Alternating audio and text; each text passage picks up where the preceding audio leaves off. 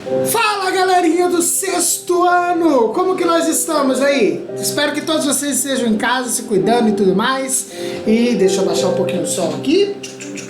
Baixei o som, porque o assunto da aula de hoje é histórias em quadrinhos. Isso aí! Nós vamos falar um pouquinho sobre como que funciona o gênero, o que é o gênero história em quadrinhos, tá? Para vocês darem uma estudada um pouquinho mais rápido, um pouquinho mais criativo e aumentar a criatividade de vocês, para aumentar a criatividade de vocês ao gênero histórias em quadrinhos. Então fica aí, porque a aula vai começar em 5, 4, 3, 2, 1. Vamos lá!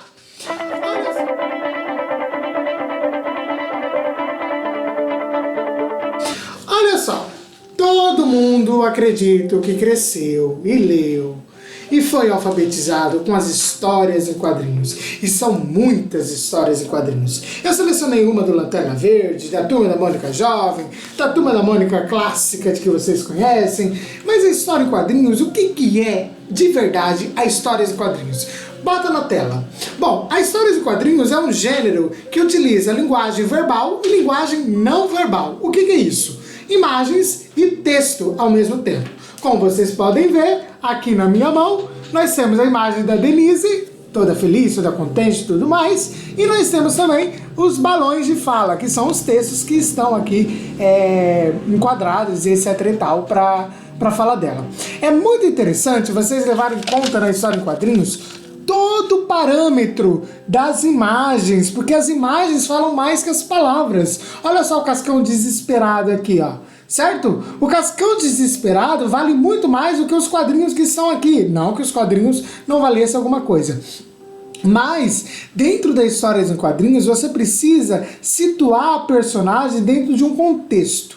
Neste caso da história, a história ela tem um título. Na história em quadrinhos, sempre o título ele tem destaque. Então aqui, ó, Mônica em O Resgate do Cebolinha.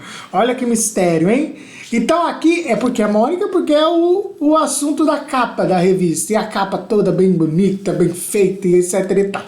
E aí vocês vão ver que na história em quadrinhos nós temos que ter o título, os quadros onde vão ser contadas as histórias e, claro, muito importante falar, né? Como por exemplo aqui, as personagens que fazem parte da história e as ações que as personagens fazem. Nas histórias em quadrinhos, as ações valem muito. Por quê? Porque é um quadrinho sequencial do outro, tá vendo? Um quadrinho segue o outro, um quadrinho vai fazendo a sequência do outro. E, gente, é muito importante a gente lembrar que o espaço na história em quadrinhos, ele também pode ser limitado ou não.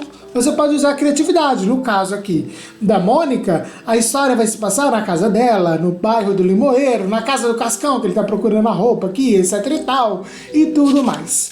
Certo até aí?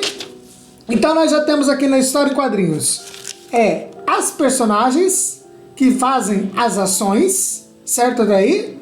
Nós temos as histórias em quadrinhos aqui, personagem que faz ações, o tempo que é cronológico, que uma coisa acontece depois da outra.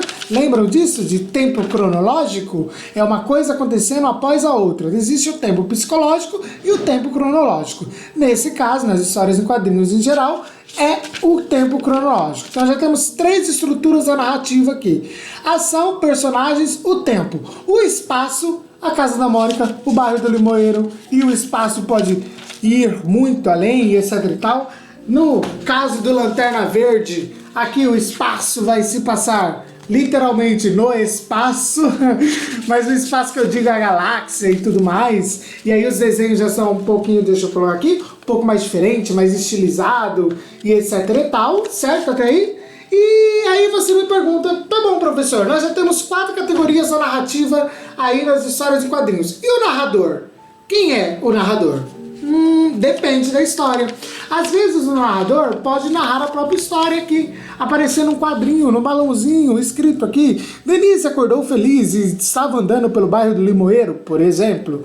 Ou às vezes o narrador, ele está implícito na história, como é esse caso aqui. O narrador, você não dá para ver claramente que é o narrador, mas conforme você vai lendo a história vai sendo narrada para você, vai sendo contada para você. Uma dica muito importante: olha o formato dos balãozinhos. Para a fala, os balãozinhos seguem um padrão. E para onomatopeia, que são os sons que as personagens fazem, ó, por exemplo, buá, que tá chorando, o balãozinho tem outro padrão. Então tem que prestar muita atenção nisso, que os balãozinhos dizem muito sobre a fisionomia da personagem. Tudo bem até aí? Muito bem, espero ter ajudado vocês, espero que esse vídeo curtinho tenha feito vocês entenderem um pouquinho mais do que é histórias em quadrinhos. Tá bom? Até a próxima!